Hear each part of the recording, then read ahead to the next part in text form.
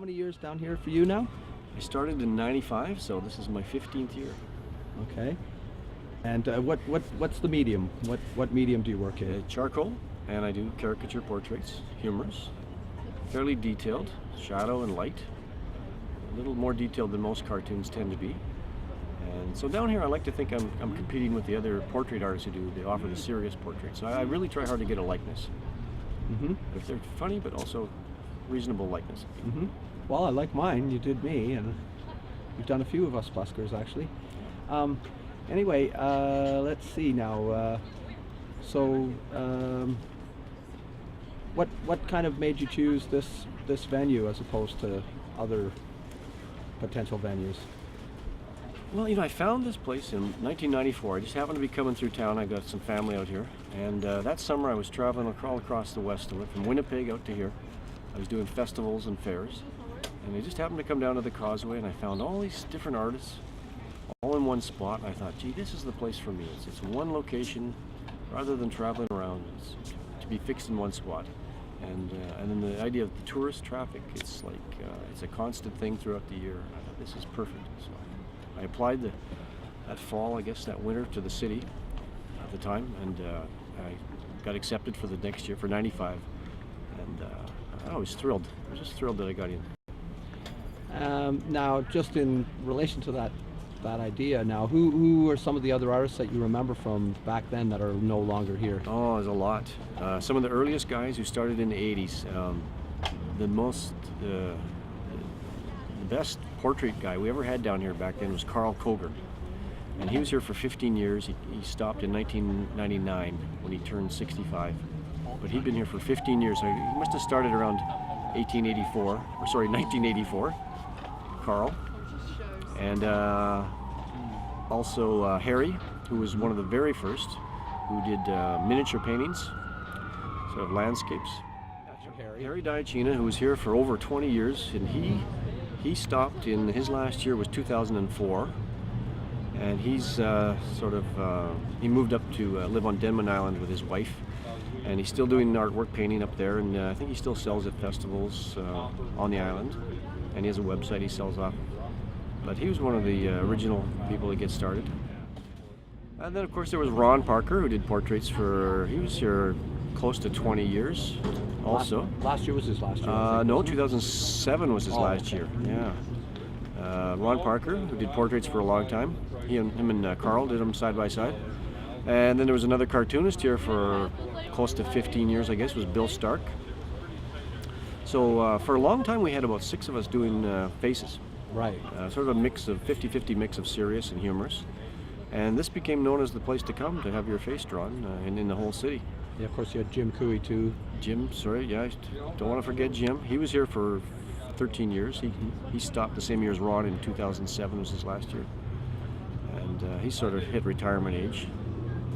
But, he was my neighbor for all that time. Yeah, so,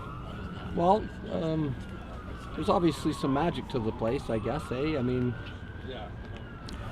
Yeah, I think we really added a lot of added value to the location. It's a great place for people to sit and relax and just take in the ambiance. Oh, I've got to go.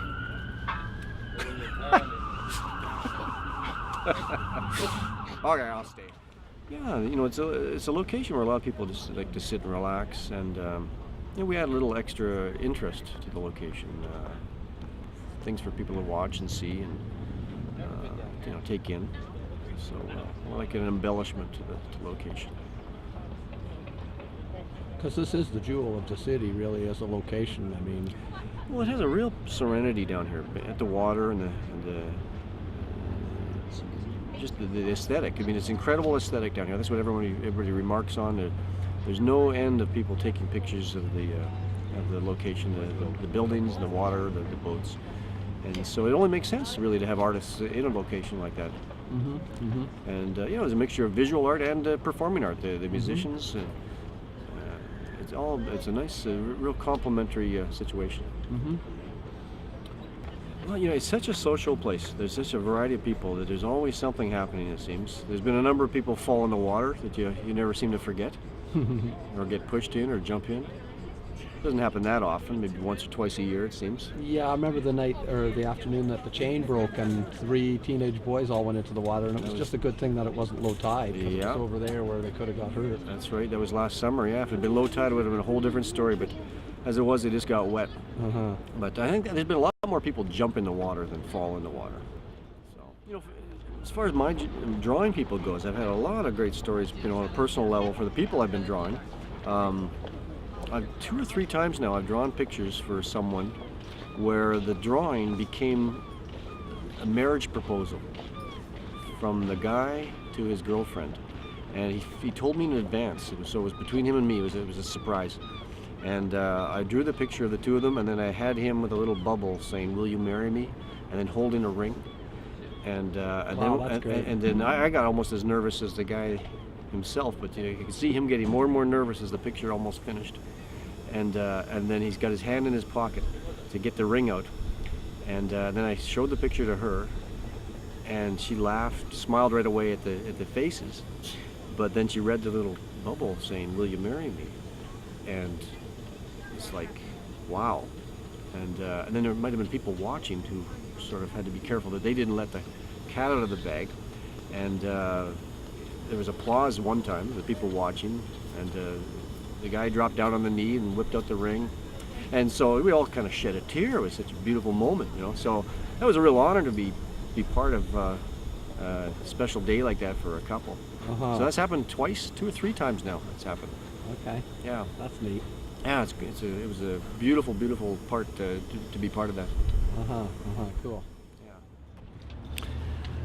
Yeah, well, one of the great things about being down here is meeting people from all over the world. And one year 2000, I guess it was, summer of 2000, I met a family from the Bahamas. I drew their kids, and they're super nice people, and I got to know them. And they invited me down to the Bahamas and to do some drawing. And actually, they turned out they were part owners of a private school, and they invited me to do a little teaching. So I was teaching grade 7 and 8 kids drawing, general drawing.